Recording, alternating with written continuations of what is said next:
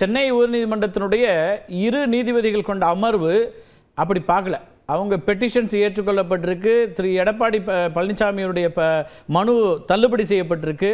அவங்க இதில் தேர்தல் ஆணையத்தில் கொடுத்த மனுக்களை விசாரிக்கலாம் தேர்தல் ஆணையம்னு சொல்லுதுன்னா, நீதிமன்றம் வேறு மாதிரி பார்க்குது. ஃப்ரிஞ்ச் எலிமெண்ட்னு பார்க்கல, அதை தாண்டி அவங்களுக்கு ஏதோ உரிமை இருக்கிறதாக பார்க்குதா அப்படின்னு பார்க்க முடியல. ஒரு சட்ட நெருக்கடி ஏற்பட்டிருக்கல. இன்னைக்கு ரெட்டலையை பரிசீலிக்க வேண்டிய இடத்திற்கும் தேர்தல் ஆணையம் போகலாம், அதுக்கான வாய்ப்புகள் இருக்கு, உருவாக்கப்படுதுன்னு ஒன்று இருக்குல்ல.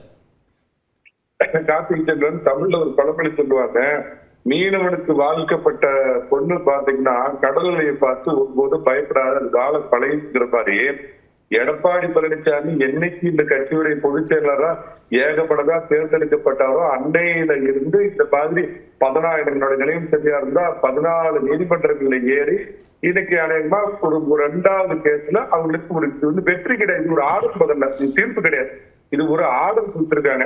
ஒரு முக்கியமான அம்சம் இருக்கு மணிகண்டன் இந்த தீர்ப்புல. நீங்க அவரு எஸ்பிஎல் சுட்டி காட்டினாரு, ஈரோடு கிழக்கு கடந்த முறை நடந்த அந்த இடைத்தேர்தலுக்கு சின்னம் ஒதுக்கப்பட்டுச்சு.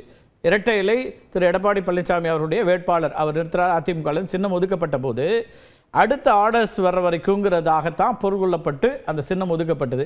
இன்னைக்கு ஒரு ஆர்டர் வந்துருச்சுன்னா மீண்டும் அடுத்த தேர்தலுக்கு வரும்போது தேர்தல் ஆணையம் அதில் தலையிட்டு ஒரு பார்வையை செலுத்தலாம், ஒரு முடிவு எடுக்கலாங்கிற ஒரு இடம் வருதுன்னா அது ஒரு நெருக்கடி தானே. ரொம்ப சரிங்க. விரைவில் உடனடியா இன்னும் ஒரு 2 நாட்களுக்குள்ள உச்ச நீதிமன்றத்துல அதிமுக தரப்புல இதுக்கு அப்பீலுக்கு போறாங்க, தீர்ப்புகள் திருத்தப்படும் அப்படிங்கிற நல்ல செய்திய நல்ல மனதோட அண்ணன் லட்சுமணன் அவர்களுக்கு கேள்விப்பட்டு நான் உடனே ஒரு கேள்வியோட நான் முடிக்கிறேங்க. நாளைக்கு யாராவது ஒரு கிளை செயலர் திமுகவில் இருந்தோ இல்ல அதிமுக இருந்தோ நீக்கப்பட்டால் உடனே அவர் என்ன பண்றாங்க, நான் இத்தனை வருஷம் இந்த கட்சியில இருந்தேன், உறுப்பினரா இருந்தேன், என்ன நீக்கிறது செல்லாது போகக்கூடிய இடம் நீதிமன்றமா இல்ல தேர்தல் ஆணையமா?